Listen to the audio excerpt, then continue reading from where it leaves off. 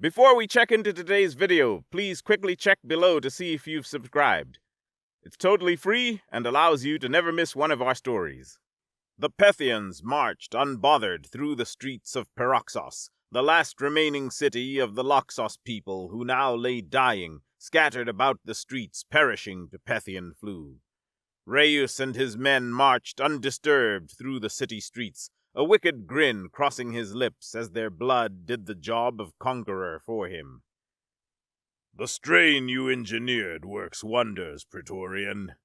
Indeed, a few minor modifications to its genetic makeup, and the virus went from attacking the heart to targeting the lungs."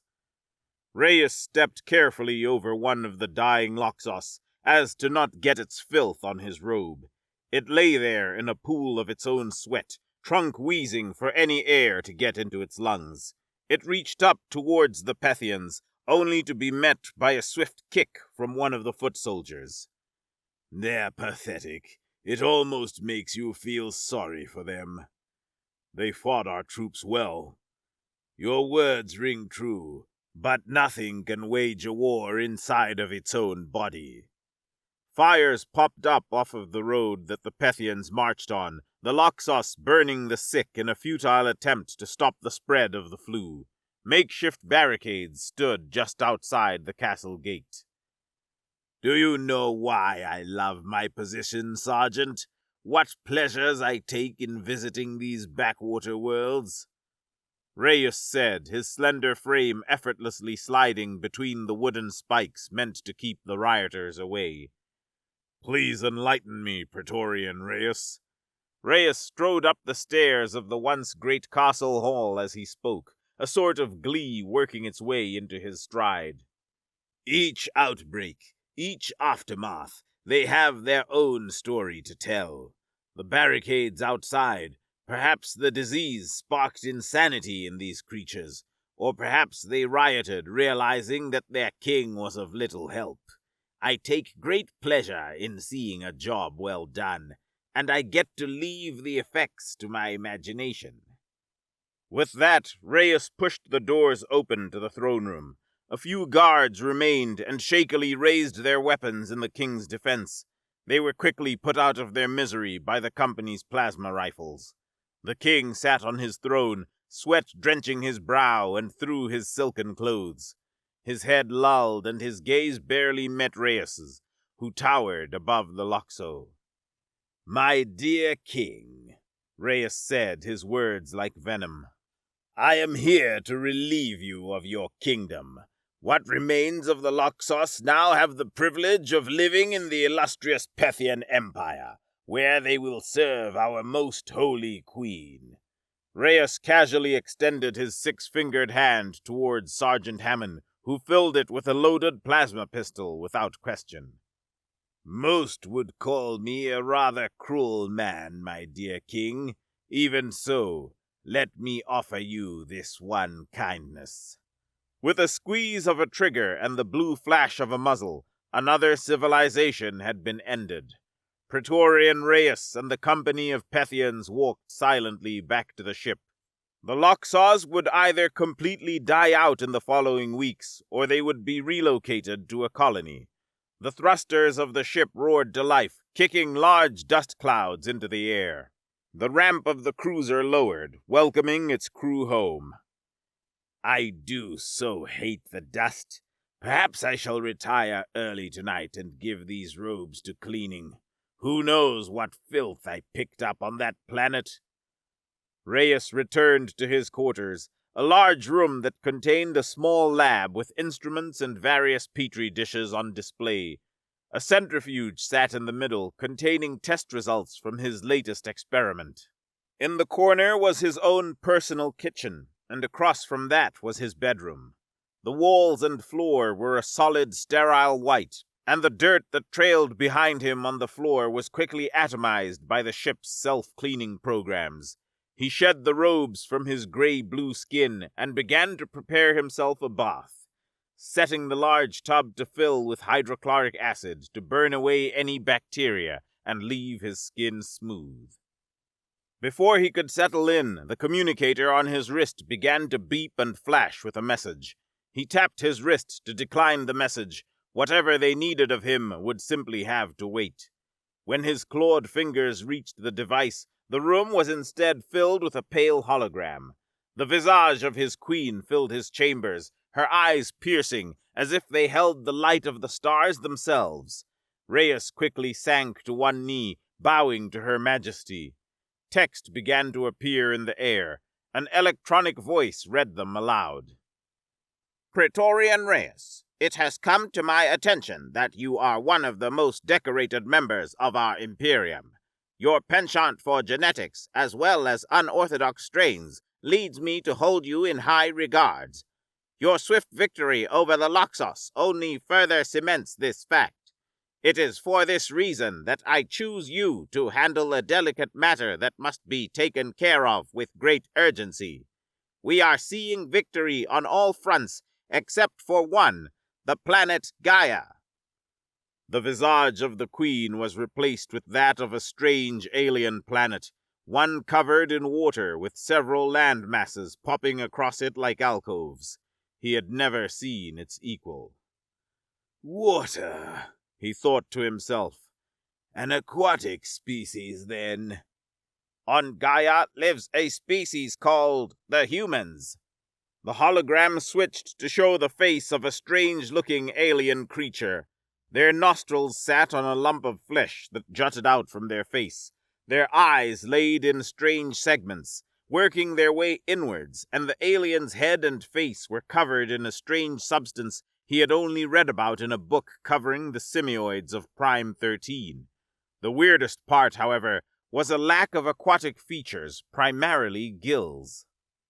They have proven to not only produce incredibly capable warriors that surpass our legions, but have managed to shrug off most of our attacks entirely.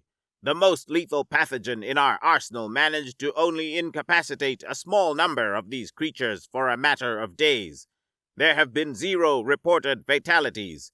We have never been faced with a foe like this, and not only are we not progressing on Gaia, we are beginning to lose ground. It is with great urgency that this message is brought to you, Praetorian Reyes.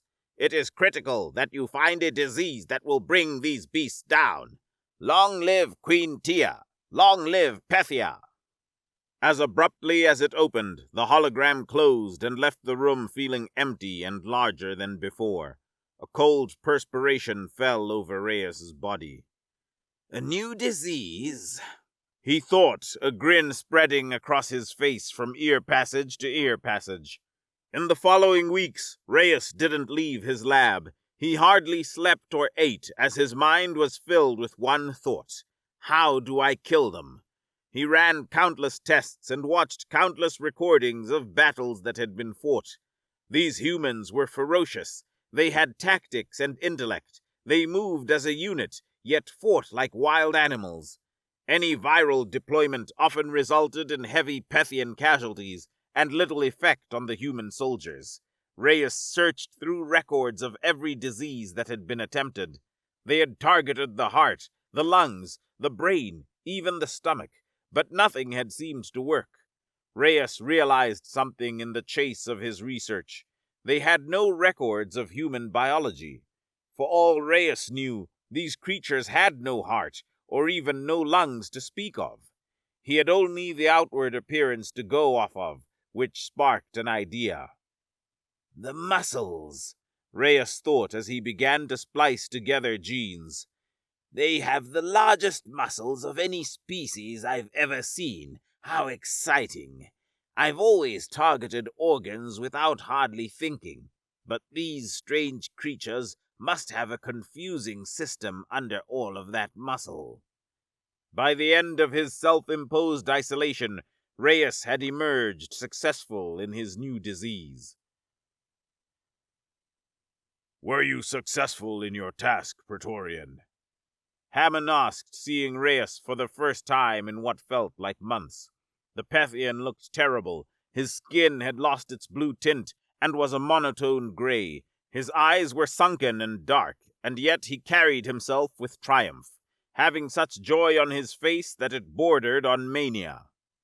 "Oh, yes, Sergeant, I believe so. However, it remains to be seen. With a pathogen this deadly, I've scarcely tested it on living subjects." "How can you be sure it works, then?"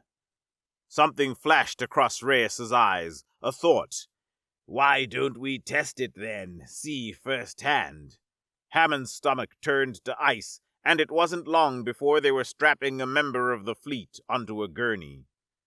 "Now, Private, you have the privilege of serving your queen in the name of expanding her kingdom.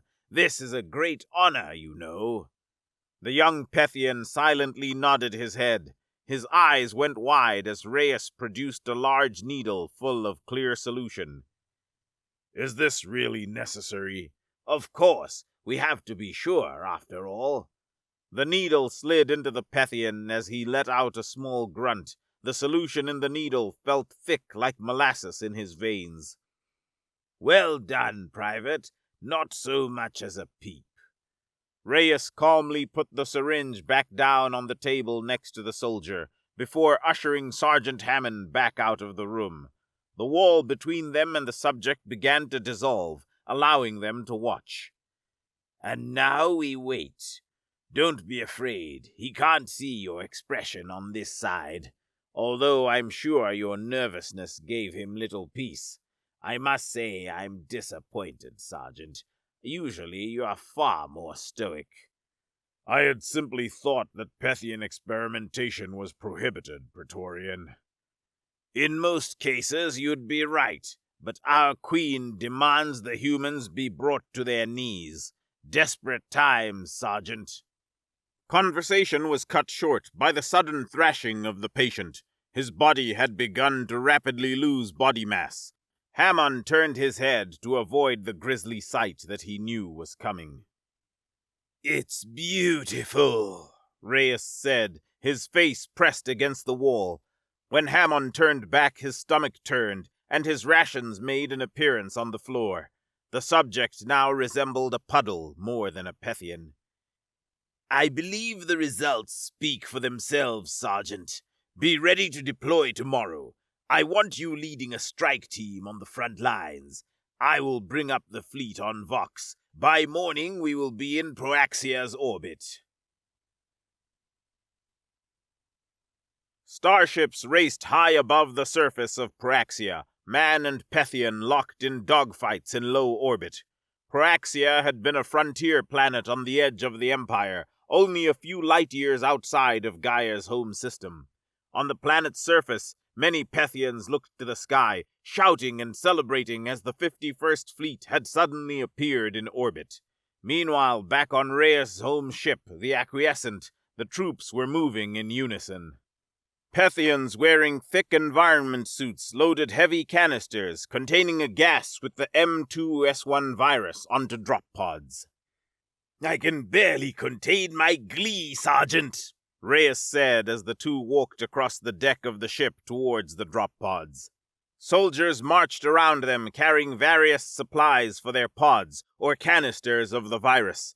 Pethians too young to fight ran with multiple plasma carbines in their arms, rushing to arm the honorable soldiers, the ones who were called to fight when all else had failed.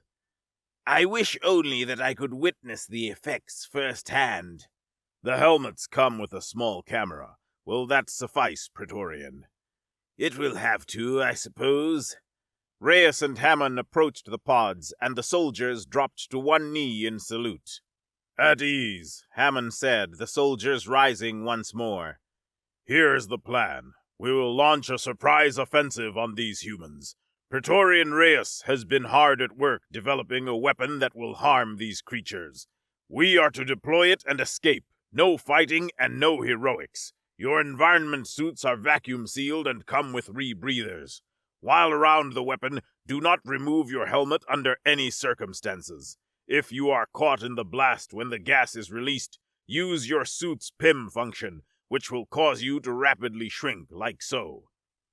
The crew watched as Hammond pressed the button on the wrist of the suit before suddenly shrinking and disappearing from sight in an instant. They watched, waiting for him to undo the process, when suddenly Hammond appeared behind one lone soldier. "Lastly, always be on your guard. Trust nothing on the surface. We know little about these humans and what they are capable of. What we do know is that they're dangerous and not to be taken lightly. Understood? Move out!" Good luck, Sergeant. I look forward to seeing the results. Hammond donned his helmet and joined part of the strike team in a drop pod. Shortly after, they were deployed, falling through the atmosphere like meteors towards the planet's surface. 2 pods were lost in the drop, blown out of the sky by human airships. Upon landing, Hammond stepped out first, his plasma rifle drawn. He was met with quiet jungle and harsh starlight peering into his visor. "Clear! Move, move, move!" The strike team quickly and quietly piled out of the pods, the heavy canisters now fastened to their backs. The soldiers moved silently through the thick foliage. A leaf on any of the plants around them was easily larger than an average Pethian. Airships zipped by overhead, their thrusters disturbing the trees and causing large leathery avians to fly overhead. After an hour of stalking through the jungle, Hammond heard it, talking a strange alien language that his translator chip struggled to decipher. Humans, he thought to himself before he spotted something, a long strip in which there was no greenery, only soil. Suddenly, there was another sound. Hammond and his men ducked into the underbrush, where an operated rover sped past them. Moments later, he heard several doors slam and more of the strange language. He turned to one of his soldiers. "They use this strip for travel, perfect for our needs." He removed the tank from his back and began to plant it into the foliage just off the road. Some soldiers joined him as he motioned for others to cross to the other side and do the same. Now to lure them in. Hammond took his plasma rifle and fired it several times into the air. The Pethian quickly ducked back into the trees, fading from sight. The strange language grew louder as the humans came into view. They wore camouflage, and their faces were painted. They had their weapons raised and focused on the tree line that surrounded them. They moved closer and closer, their pace slowing to a crawl when they neared where Hammond had fired. It was only when they were feet away that Hammond noticed something. Their weapons weren't plasma or laser or anything he had seen. "Ballistics?" he said, louder than he had anticipated. The next moments were chaos as the humans fired wildly into the jungle, their weapons loud and muzzles bright. The path quickly filled with smoke as each canister was detonated. The humans hacked and coughed but continued to fire. When the smoke cleared, the Pethians had vanished. Hammond stayed close by as the humans combed the jungle searching for them. It was hours before they returned to camp, and yet all the while they looked unaffected. "Ballistics," Hammond muttered to himself. "Our greatest enemy might as well be using sticks and stones to fight us, and yet we lose ground." One of the humans suddenly fell into a wall and slowly slid down it, panting heavily, his pink skin drenched in sweat. Hammond switched on his visor's camera. Multiple humans surrounded him, and the translator in his helmet had finally worked out most of their language. They showed concern, asking if he was okay and if he needed anything. He brushed off their concerns and stood, walking into a nearby tent. Other humans nearby had complained of feeling sore and their muscles hurting. The sun was beginning to set below the tree line. "No matter, they'll be dead by morning. It may be slower to work on these creatures, but it will work." Hammond removed his helmet and returned to the makeshift camp that his camp had constructed. He would check back on the human encampment tomorrow to report his findings back to Rios. The sun rose the next morning, and Hammond went back to scout on the human position. He switched the camera in his helmet back on as he approached. What he saw filled him with shock, then anger. No, that's impossible. Not only were the humans up and about that morning, but the man that Hammond watched collapsed was completely fine. He looked healthy even. Hammond brought a hand to his ear. "Reyes, are you reading me?" "I read you, Sergeant. What am I looking at?" We had a successful deployment yesterday, sir. Multiple humans infected. And? You're looking at the aftermath, sir. The Vox went silent. Sir? Return to the ship, Sergeant, Reyes said, spitting out the words like poison. Right away, sir. Hammond returned to find Reyes in his chambers, surrounded by broken glass and discarded test tubes. What are they? Reyes shouted, flipping over the table that served as a workstation. A lifetime of study, weeks of research, Pethian blood on my hands, and for what? Nothing. It seems you've failed, Praetorian. Silence yourself, Reyes yelled, bringing his face within centimeters of Hammond's. I do not fail.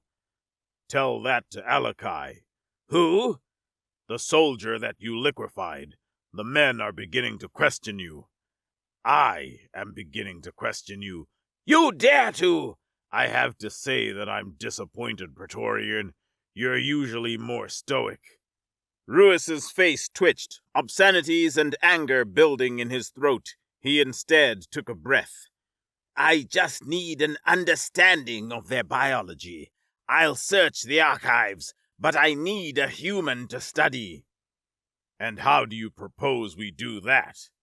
You are reliable, Sergeant. I'm sure you'll devise a strategy. You are dismissed. Hammond turned to leave. And, Sergeant, I'll need this human alive. Reyes approached the archives, now in calmer spirits and more appropriate attire, his black silken robe barely hovering above the pristine floors. Shelves reached the ceiling, each one containing multitudes of hollow books. Their blue glow illuminated the dark of the archives, an imitation of the true knowledge kept on their home planet. Reyes approached the center console that gave a delicate hum. Gaia, Reyes said. The console responded with a start, followed by a projection. Where there would be answers, the machine instead answered in the latter. Error. Confidential. What? Gaia of the Solus system. Error. Confidential. Impossible. Human. Error. Confidential. Override 2331. A projection emerged from the console. Gaia, also known as Earth. The white projection suddenly flashed red. Large, bold text appeared on the screen. Deathworld. What? Why would we try to conquer Deathworlders? Why is Gaia classified as a Deathworld? The computer raced, searching through documentation, photos, and videos. An admittedly thin selection of material on this strange planet.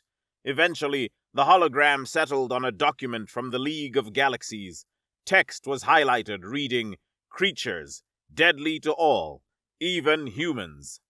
What are these creatures? Reyes asked before being cut off by his communicator flashing on his wrist. Hammond's voice came through the other end. Praetorian, your presence is requested on the bridge. Negative. I'm engaged in research. A communication is attempting to come through for you, sir. Her Majesty? No, sir. It is a human. I'll be right there, Reyes said, throwing one last look at the computer. He would be back to investigate these Deathworlders. Once on the bridge, Reyes sat down in his captain's chair, a finger pressed against his temple. Has the human made their demands? Negative, sir. They simply requested an audience with the captain. When we told we had no such rank, he asked for our leader. Raise him on the screen. The lights of the bridge dimmed as a screen filled the room. A room filled the screen, alien in its composition, with various shelves and tables made out of materials thought impossible to build with, such as wood. A large model of Gaia sat on a shelf alongside models of strange-looking white spacecraft. A man then walked into frame. His uniform was white with trims of gold. Various colors and medals adorned his chest. Gray and white hair poked out from under the cap on his head.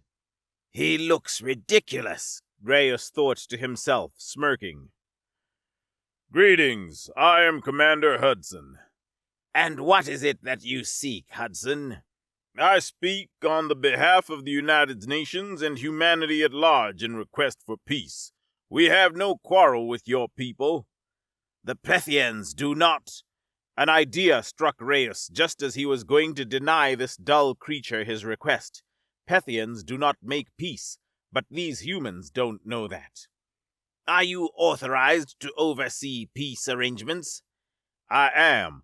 The people of Earth are willing to reach an agreement to end the conflict. If we can reach an agreement, that is. If we can reach? Humanity is ready to fight to the last man to protect our home. Say no more, my friend. Perhaps this war has simply been a misunderstanding, an overstepping of bounds by one party to another. Oh, really? We Pethians are nothing if not civil. We understand our flaws. We have been forced to be defensive throughout our history, so we have become quick to lash out.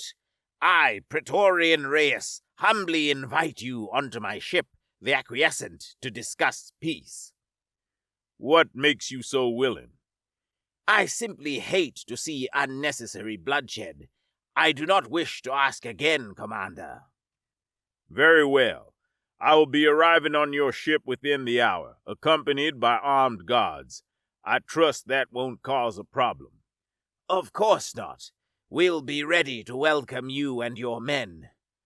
Reyes gave a bow, and before the screen faded, the lights arose. The crew quickly threw accusatory and questioning looks towards their leader. Sir? Good news, Sergeant. Our test subjects come to us. You said you wanted them alive. He'll have armed guards. If a firefight breaks, there will be casualties. You think so little of me. I have the perfect plan. Tonight we discover their weakness, and tomorrow humanity falls. Commander Hudson and 5 humans armed with rifles waited anxiously in the airlock that connected the 2 vessels. A large, stark white sliding door stood locked in front of them. Red lights flashing on both sides of the doorway. Suddenly, the lights turned a solid green and opened, revealing several tall, thin figures standing in the doorway.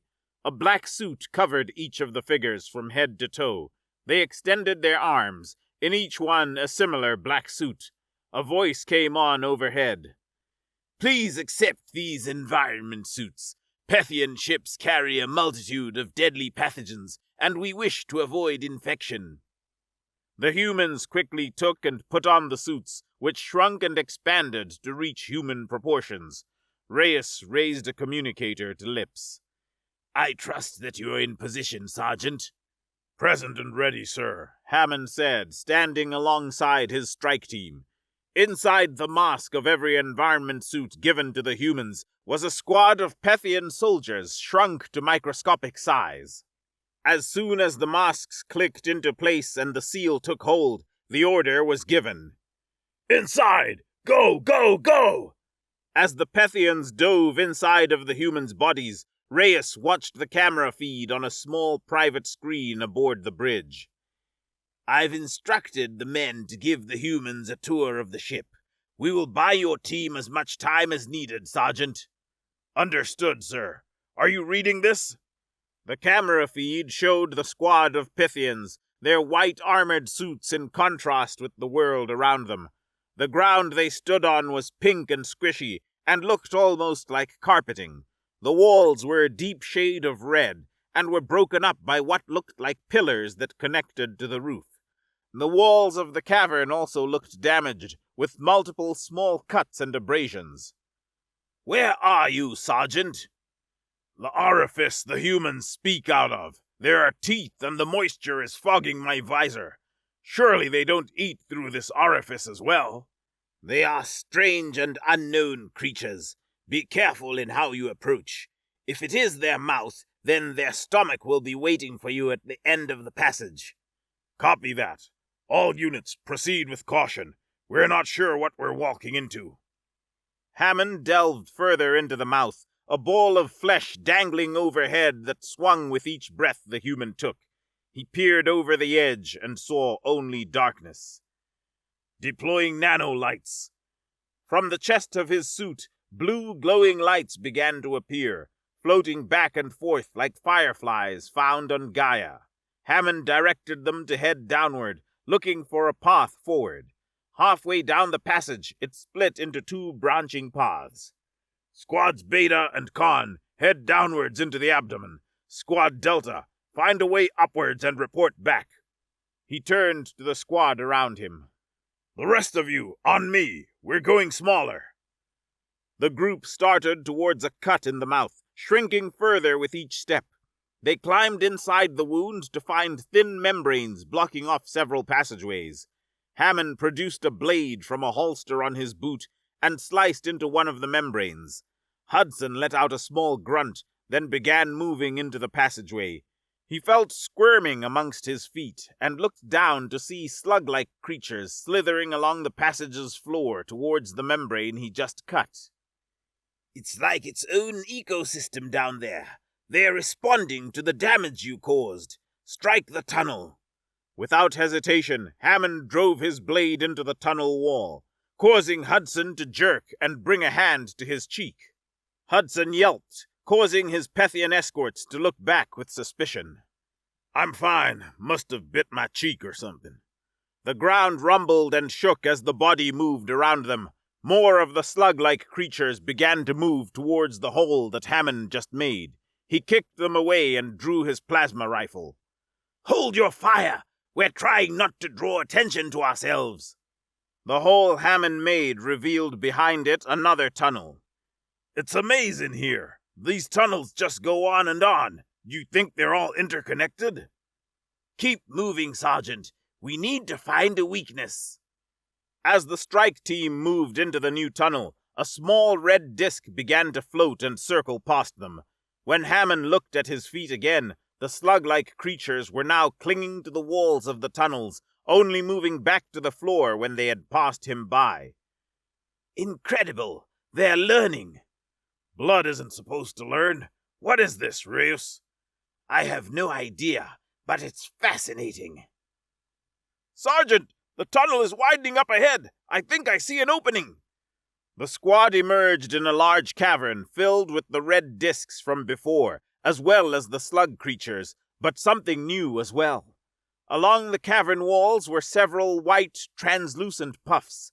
They jutted out from the wall and ground. Some floated alongside the red discs. We've had repair and some sort of delivery system. Any guesses on what these are, Praetorian? Before giving an answer, their conversation was cut off by a scream. Hammond turned to see a soldier being lifted high into the air by his ankle by some sort of blob creature. Its skin shifted and contorted as tentacles thrashed about in all directions. Open fire! In a moment, the blood vessel was filled with plasma bolts as the squad concentrated fire on the creature. It was seemingly unfazed as it wrapped a second tentacle around the soldier's body and proceeded to tear the screaming Pethian in half, spilling purple blood along the passageway floor. "Sergeant!" Hammond turned to see the white puff from before begin to rise and shift, and tentacles sprouted from its form. He looked in horror to see each one, on the ceiling, the walls, even floating past, take the visage of a monster. God save us! Run! All squads retreat! We haven't a weakness yet. They don't have a weakness. Even their blood is a defense. The communicator cut in and out among the chaos. The camera shook wildly with each pounding footstep, lit up by streaks of blue with each plasma shot. The screams of Pethians being torn apart came constantly and was only interrupted when the audio cut for a brief moment. Copy, Sergeant. You said fall back? Get out now. It's alive. Human blood is alive. Hammond's camera feed showed him climbing back into the smaller tunnel before he was suddenly pulled back. His helmet hit the floor with a heavy thud before going to static. Sergeant? Nothing. Sergeant Hammond! Sergeant Hammond, respond! The doors to the bridge slid open as Commander Hudson and his men stepped into the room. I must give you this, you Pethians are certainly hospitable. Hudson and his soldiers looked unfazed, knowing nothing of the battles taking place in their veins. Reyes looked at these monsters, which had a defense even on the most microscopic level. His heart pounded in his chest, his legs threatening to give out beneath him. He had never felt like this before.